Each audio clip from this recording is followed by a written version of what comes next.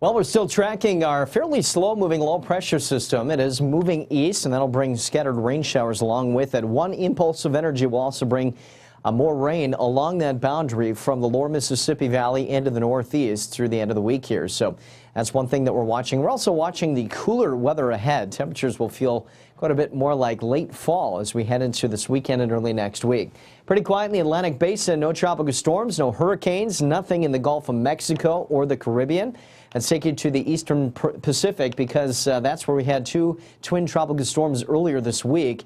Remember Octave now raining itself out, at least the remnants of, over Texas. And then here's Tropical Depression Priscilla. So things kind of winding down, at least in the eastern Pacific. But heavy rainfall, unfortunately, in some spots from the weekend into this early week across parts of Texas. Some of the rain is good to see, of course, with the drought conditions setting up. But when you're talking as much rain in such a short amount of time, flooding is a concern. We've had a number of flash flood concerns since the weekend in those spots. But today, the flash flood concerns out near the Arklatex.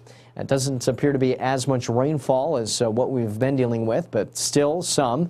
And then the course of the next 2 to 3 days, the coastal bend of Texas from Corpus Christi over to Houston and Galveston looking at a little more, which is good news. We do need it. How about this out of Jackson Hole, Wyoming? We have their mascot in a snowbank. Some of those areas in the Rockies and the Black Hills once again picking up a pretty decent amount of snowfall. In fact, some spots up to 15 inches, but there's a little more snow still hanging on tight.